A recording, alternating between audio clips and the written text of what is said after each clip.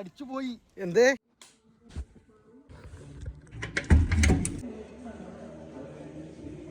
Hello guys, രാവിലെ പല്ലേപ്പും കുളി നിസ്കാരം കഴിഞ്ഞ് ഞാൻ അങ്ങനെ പുറത്തിറങ്ങി. അപ്പോഴാണെങ്കിൽ നമ്മളെ മമ്മു സാറ് ബൈക്ക് കയറ്റണം. അങ്ങനെ അങ്ങാണ്ടാണ് കോട്ടത്തോടെ അമ്പലം ഒന്ന് വിസിറ്റ് ചെയ്തു. ഇന്ന് ഇവിടെ തേർപ്പൂസാണ്. അത് രാവിലെ ആയതുകൊണ്ട് തന്നെ കച്ചവടക്കാർ ആൾക്കാരൊന്നും സജീവം. അപ്പോൾ അങ്ങാടിയിൽ ഫൈസൽ ഭായി വണ്ടിയായിട്ട്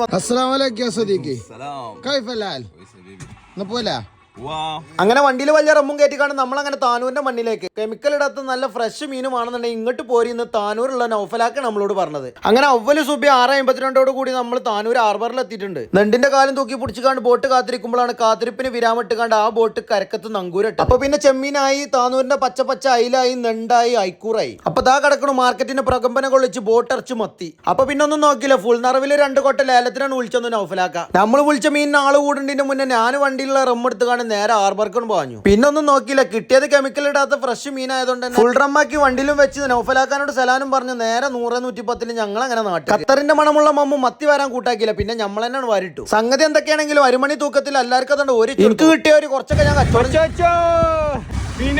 അങ്ങനെ കച്ചവടം ചെയ്ത ബാക്കി മീൻ ഞാൻ ഉമ്മാക്കാണ് കൊണ്ടുപോയി. ഉമ്മ അത് ഒരു വെച്ച് കണ്ടായിരുന്നു അയലക്കത്തൊക്കെ കൊണ്ടുപോയി. അതൊക്കെ കഴിഞ്ഞ് നമ്മൾ നേരെ പൂസി. അപ്പോഴാണ് മുത്തുമണി അൻഷിദിന്റെ വരവ്. എന്താ കാട്ടുന്നു ചെക്കന്മാരെ, ഈ സ്നേഹത്തിന് മുന്നിൽ നമ്മൾ തോറ്റു. അപ്പോഴാണ് നമ്മളെ സെബീറാക്കാന്റെ വരവ്. 20 രൂപേന്റെ മാസ്ക് വാങ്ങിക്കാണ്ട് ചെക്കനെ പറ്റിച്ചേക്ക. നിങ്ങളോട് പറയാൻ എങ്ങനെമാരെ, നമ്മളെ നാട്ടിലെ പൂസായതുകൊണ്ട് പറയല്ലോ, കച്ചവടങ്ങളൊക്കെ നല്ല തകൃതിയായിട്ട് നടക്കുന്നുണ്ട്. നമ്മളൊക്കെ കുട്ടിക്കാലത്ത് തീർപ്പൂസിലെ കച്ചവടങ്ങളൊക്കെ ഒരു അത്ഭുതം തന്നെയാണ്. അപ്പുസാറും അഭിലാഷ് ബ്രോയും കുട്ടികളെ പറ്റിച്ചാൽ നോക്കുന്നുണ്ട് കേട്ടോ, നടക്കണില്ല. മിന്നി കത്തുന്ന ബലൂണിന്റെ അടിയിൽ ഒളിച്ചിട്ടുണ്ട് നാട്ടിലെ മെയിൻ വ്ളോഗർ ഡിയർമക്ക്. ഫായിമു സഫീറൊക്കെ ട്രാഫിക് നിയന്ത്രിക്കുന്ന തിരക്ക്, ഐസ്ക്രീം വാങ്ങുന്ന തിരക്കിലാണ് കുട്ടു. അമീർ സാറ് പിന്നെ നമ്മളെ നാട്ടിലെ പൂരത്തിന് അഭിവാദങ്ങൾ നിർത്തണം. പരിപാടിക്ക് ആനല്ലാത്തിന്റെ വിഷമം പറയേണ്ട 2 ആനക്കമ്പക്കാരൻ റബി ആൻഡ് സാലി, കറ കളഞ്ഞ ആനപ്രേമികൾ.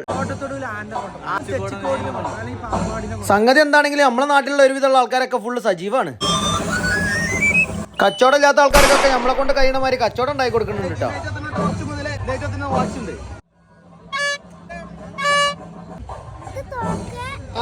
അപ്പോഴാണ് കൊച്ചു പറഞ്ഞത് പരിപാടി ഫുള്ള് കവർ ചെയ്തിട്ടോന്ന്. ഞാൻ സെബീറാക്കാനെ കൂട്ടിക്കാണ്ട് കാര്യപരിപാടികളൊക്കെ കവർ ചെയ്തു.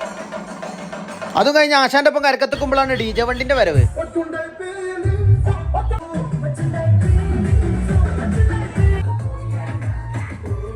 അങ്ങനെ നിങ്ങളോട് പറയാൻ DJ ആയി തിജുമ്പോ തിജിന്റെ ഉണ്ടായി പളപ്പള മിന്നണ പടക്കപ്പൊട്ടലായി. അപ്പോഴാണ് ഉണ്ണിമോന്റെ വരവ്. 1 വെച്ച 10 ഉണ്ടായിരുന്നു, 50 വെച്ചാണ് 150 രൂപ കൈക്കലാക്കിയാണ് ഓൻ പരിപാടി നിർത്തിച്ചു.